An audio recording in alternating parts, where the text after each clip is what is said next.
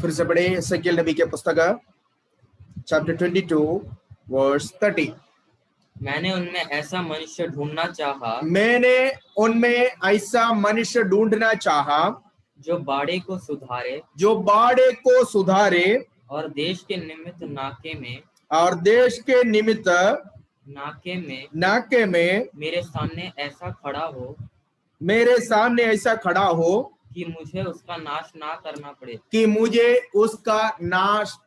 करना पड़े। परमेश्वर ने एसेकिएल नबी के द्वारा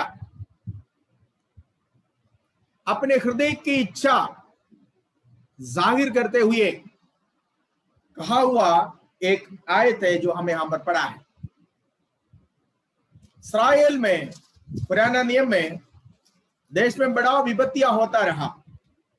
एक देश में आने वाले विपत्ति क्या है ये इन दिनों में हम लोग अच्छी तरह समझते हैं, क्योंकि पूरा देश पूरा विश्व पिछले 1-1.5 साल से कोविड-19 नामक एक महामारी से ग्रसित है। सारे लोग, इस सारे देश के लोग, पूरे विश्व के लोग इसका शिकार हो चुका है।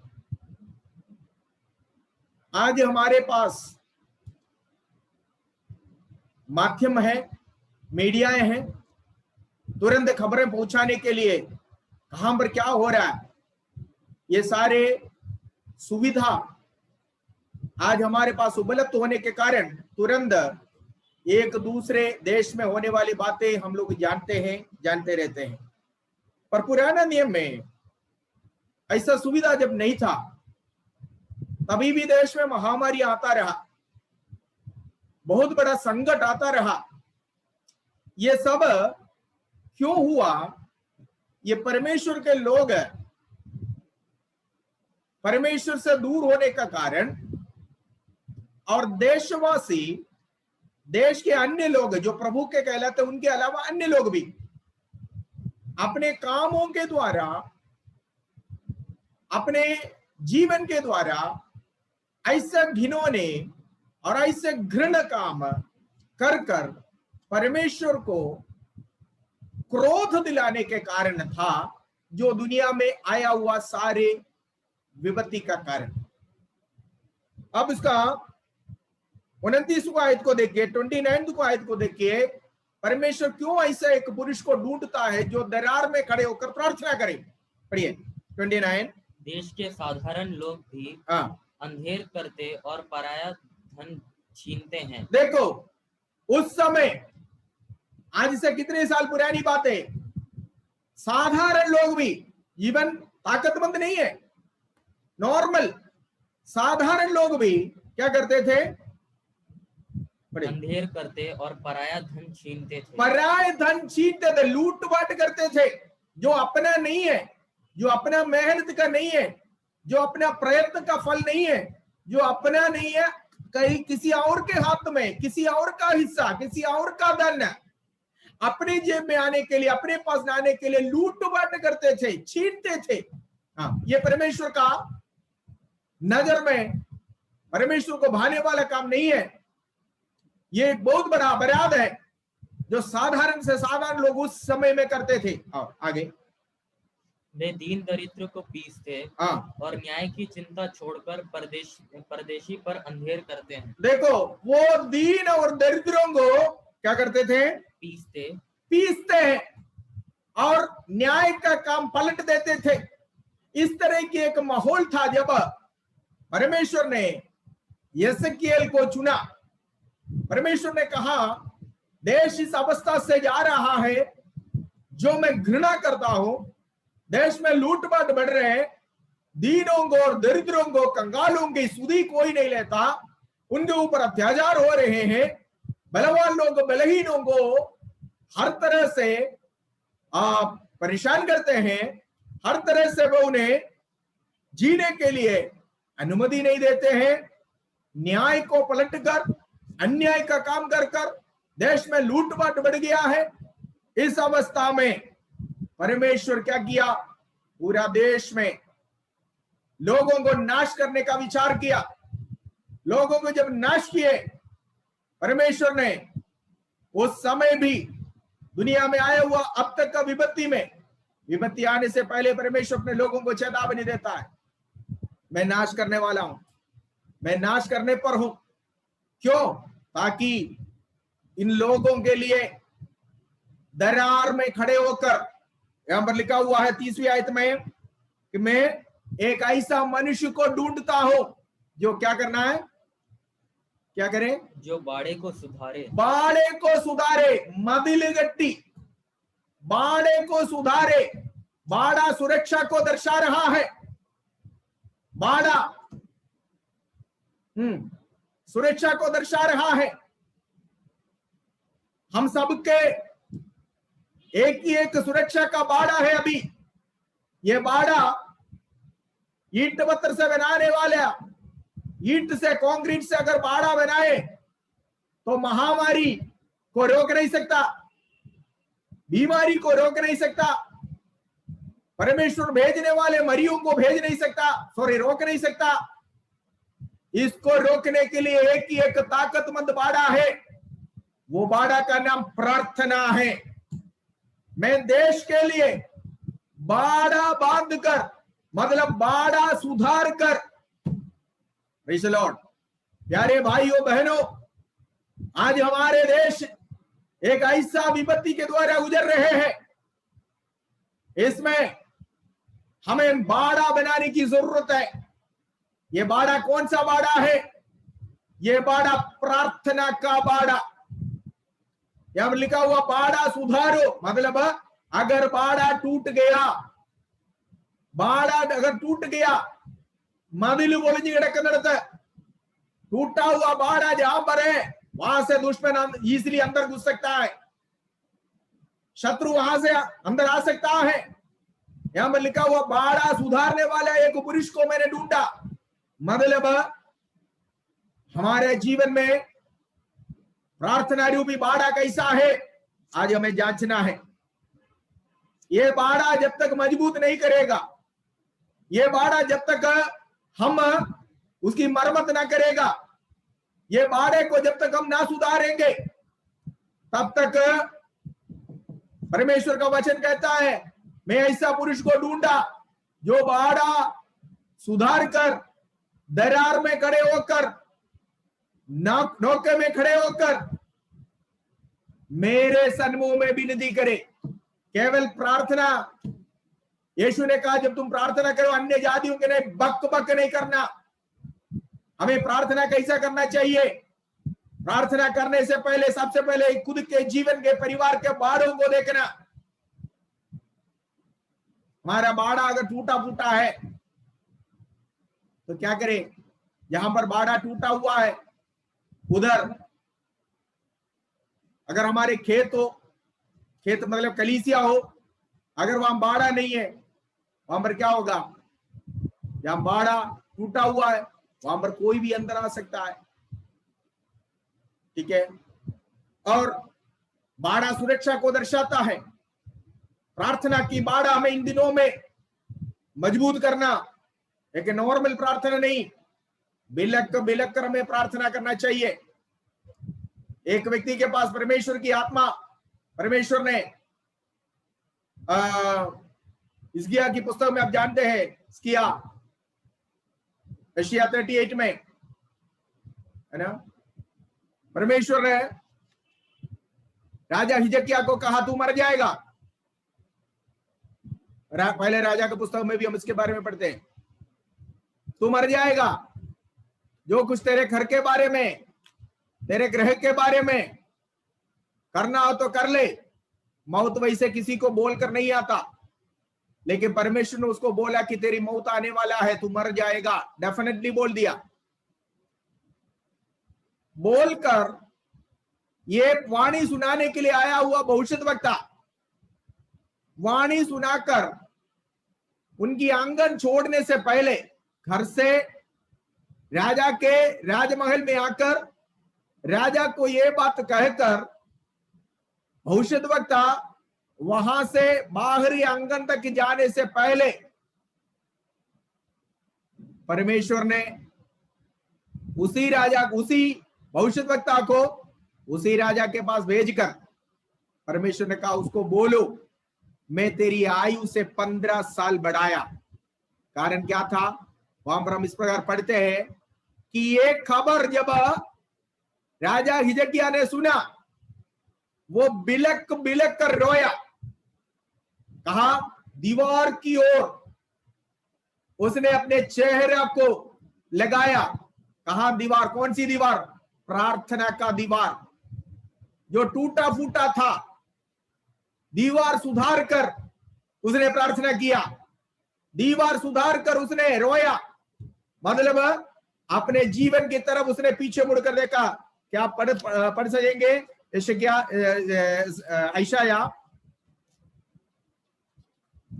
चैप्टर 38 उसकी दूसरी आयत को पढ़िए। तब हिजकिय्याह ने दीवार की ओर मुंह फेर कर यहोवा से प्रार्थना कर कर कहा, हे यहोवा, मैं विनती करता हूँ, स्मरण कर कि मैं सच्चाई और खरे मन से अपने को तेरे सम्मुख जानकर चलता आया हूँ। बस सी, बुरी खबर था जो उसके लिए सुनाया गया। वो बुरी खबर क्या था? कि तू मर जाएगा, ना बचेगा। जो कुछ तेरे घर के बारे में, घराने के बारे में कहना हो तो कह दे, मतलब कर दे। ये सुनकर राजा होकर भी उसने क्या किया है? राजा ने अपना चेहरा को पढ़ो, दीवार की ओर मुंह फेर, दीवार की ओर मुंह। ये कौन सी है दीवार? ये वही दीवार है जो एजेकिएल की पुस्तक 22 का 30 में हम पढ़ते हैं। कौन सा है बाड़ा? कौन सी है वो दीवार? कौन सी है वो दीवार? प्रार्थना का दीवार। जीवन में प्रार्थना का दीवार टूटा फूटा था। वो दीवार की ओर फेरा, प्रार्थना की ओर फेरा, प्रार्थना की ओर अपने चेहरा डाइवर्ट किया। जब तंदुरुस्ती है, ताकत है, तब प्रभु को पुकारने के लिए, आराधना करने के लिए, आराधना में शामिल होने के लिए टाइम नहीं है, तब पेट भरने के चक्कर में दौड़ते रहता है। कल आपने देखा है कितने लोग ऑक्सीजन, प्राणवायु नहीं मिल रहे। एक ही अस्पताल के अंदर 24 घंटे के अंदर 25-26 लोग मरे। ये दूर की बात नहीं, हमारे दिल्ली की बात मैं कह रहा हूं। प्रभु जब फ्री में ऑक्सीजन देता है, तंदुरुस्ती देता है, तब आराधना के दिन में भी उसको त्याग कर चला जाता है। कितनी दफा, कितने सालों में कितनी दफा बोले ये बात, लोग नहीं समझते। लेकिन राजा हो, प्रजा हो, जब मरी आएगा, परमेश्वर के हाथ की मार जब दुनिया में पड़ेगा, हमें काम देने वाले भी हमें नहीं बचा पाएंगे, हमारे काम भी हमें ना बचा पाएंगे, हमारे कुछ भी पैसा होने के बावजूद भी नहीं, ऑक्सीजन सिलेंडर नहीं मिल रहा है, बोल रहे मेरा सब कुछ ले लो, मुझे एक ऑक्सीजन सिलेंडर ले लो, दे दो। मेरी मम्मी, मेरी भाई, मेरी बहन तड़प रहे, लाखों करोड़ों हाथ में नहीं मिल रहा है। परमेश्वर हमें देने वाले ये प्राणवायु के प्रति, प्रतिदिन हम इस्तेमाल करने वाले ऑक्सीजन के प्रति कभी प्रभु को धन्यवाद दिया है? प्रार्थना की दीवार की ओर राजा हिजकिय्याह ने अपने चेहरे को फेरा, डाइवर्ट हिज फेस। अभी तक चेहरा उधर को नहीं था, दुनिया के तरफ था, दुनियादारी के तरफ था, अपने ताकत और धन और दौलत के तरफ था। अभी तक कैसे राज्य करूं, कैसे मैं और बलवान हो जाओ, ये था। लेकिन जब बिस्तर में पड़ गया, जब परमेश्वर ने लास्ट अलार्म दे दिया, अलार्म बजा कि थोड़ी देर के बाद, कल यहां पर न्यूज में हमने देखा, डॉक्टर लोग बड़े बड़े अस्पतालों में अलार्म दे दिया, आधा घंटे तक हमारे पास ऑक्सीजन, उसके बाद यू विल गो, बता दिया। बड़े दुख की खबर था। Praise God. आप सोचिए वो पेशेंट की हालत क्या है। प्रभु हमें कितना संभालता है, कितना समझाओगे, कितना समझाएंगे, समझ लेता है, नहीं समझते हैं। Praise the Lord. परमेश्वर हिजकिय्याह राजा को भी लिटा दिया बेड पे, ताकत कुछ समय उसके जीवन में कुछ अच्छा ही था, कुछ समय प्रभु के साथ सही चलने के बाद फिर जब प्रभु ने उसको आशीष देने लगा तो फिर सीना चौड़ा हो गया, फिर प्रार्थना नहीं चाहिए, आराधना नहीं चाहिए, मार पड़ता तो तब आएगा रोते हुए, प्रभु मैं ऐसा नहीं करूंगा, ऐसा नहीं करूंगा। फिर जब प्रभु क्षमा करता है, सुधार देता है, वापस आ जाता। थोड़ी देर के बाद फिर वही चाल, केकड़ा चाल। राजा को लिटाया बेड पे, सारे कामों से छुट्टी दिलवा दिया, बोला अब दुनिया से तू छुट्टी लेने वाला है।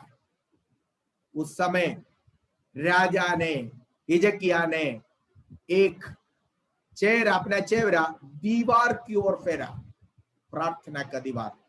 ये राजा के बारे में हम लोग राजा के पुस्तक में भी पढ़ते हैं। दूसरा राजा के पुस्तक 18वें अध्याय में हम इसके बारे में पढ़ते हैं।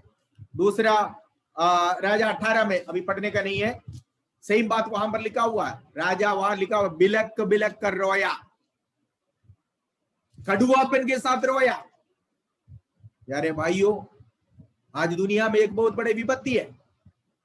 यहां पर परमेश्वर एजेकियेल से कह रहा है कि मैं एक ऐसा पुरुष को ढूंढता हूं कि ये विपत्ति के द्वारा मैं देश को नाश ना करूं, इसलिए मेरी हाथ को रोकने वाला कोई मेरे सामने खड़े हो जाए, जो दीवार बांधकर, जो दीवार बनाकर, जो दीवार की मरम्मत कर कर मेरे सामने खड़े हो जाए।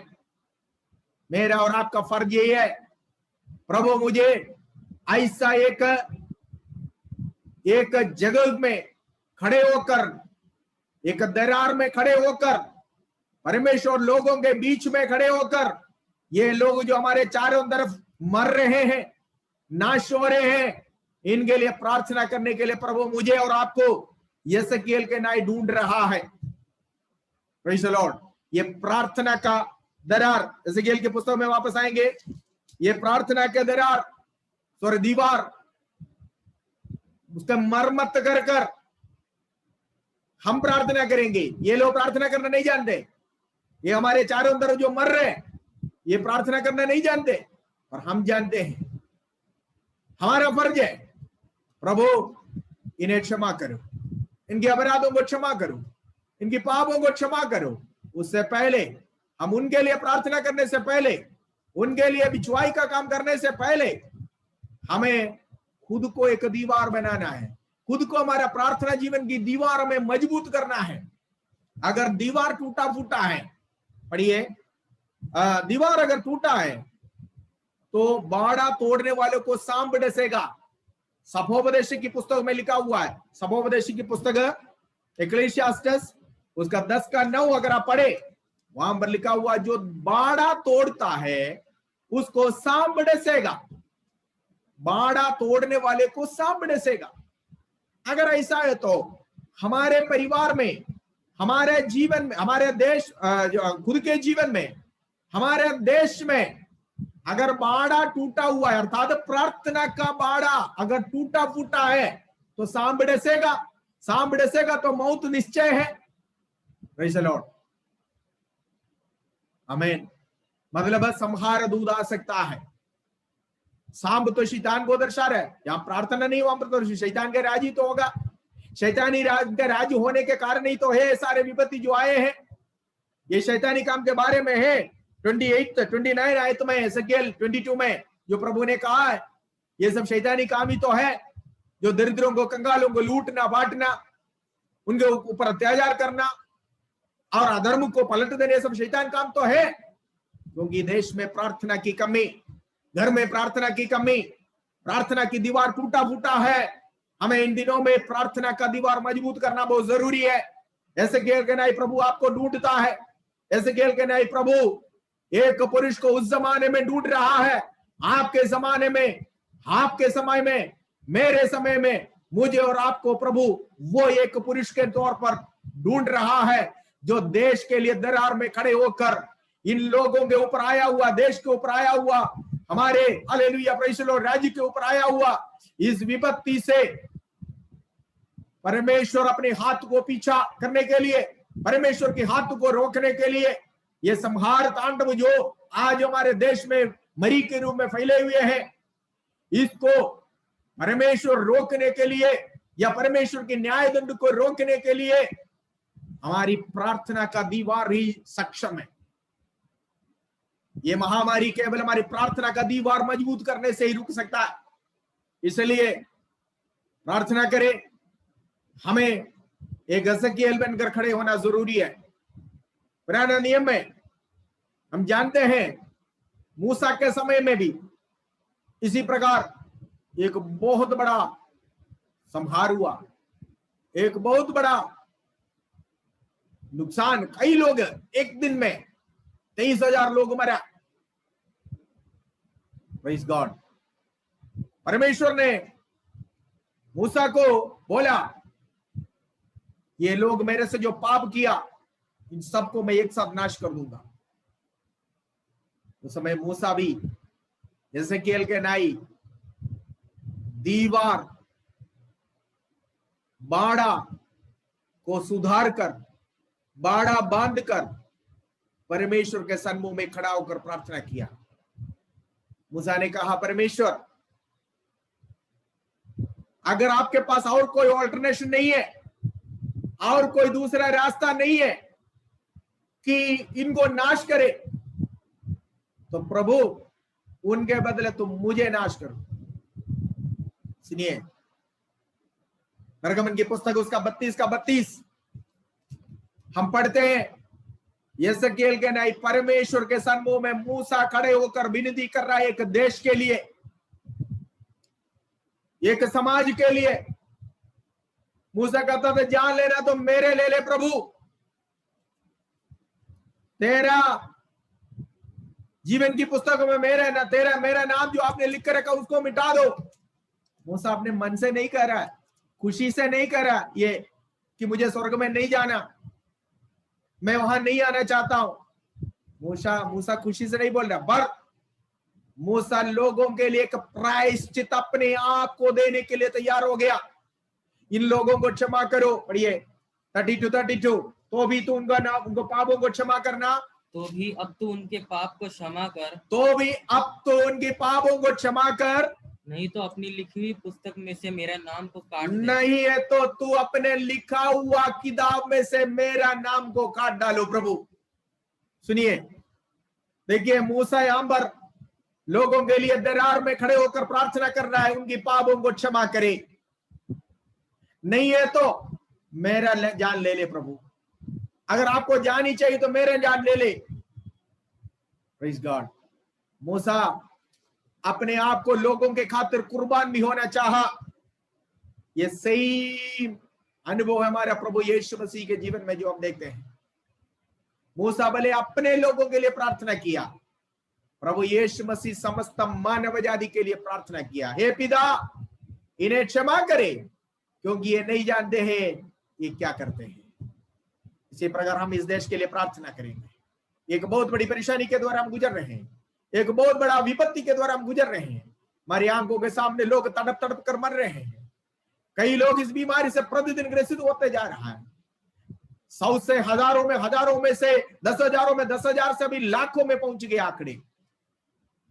Praise God. प्रतिदिन लोग बीमार हो रहे हैं। हम अपने आप को केवल हमारे लिए, हमारे बच्चों के लिए ना प्रार्थना करें, हम मूसा के समान इस प्रकार प्रार्थना करें, तो भी प्रभु इन लोगों की पापों को तू क्षमा करें।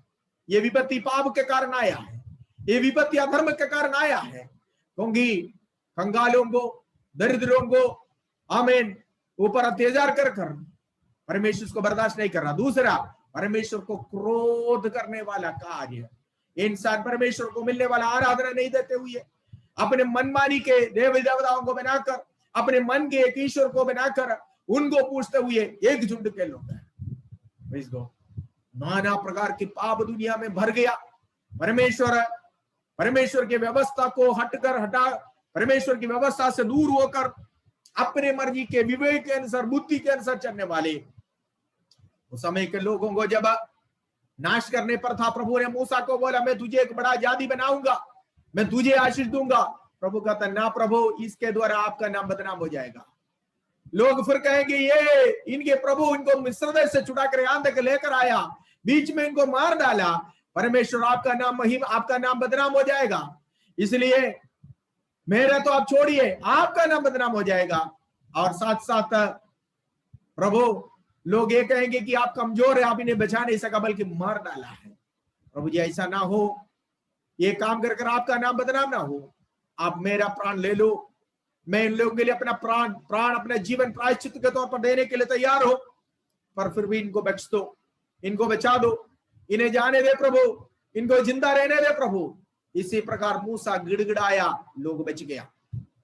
मेरा और आपका पोजीशन आज यही है। आज मैं और आप इस अवस्था में आप पहुंचे हैं, देश के लिए विनती करने के लिए प्रभु ने हमें मूसा के नहीं चुना है।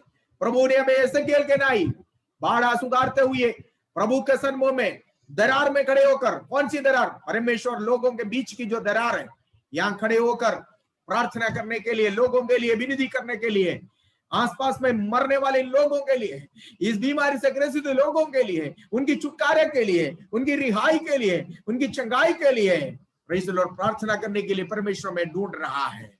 एसेकिएल की पुस्तक चैप्टर 23 उसका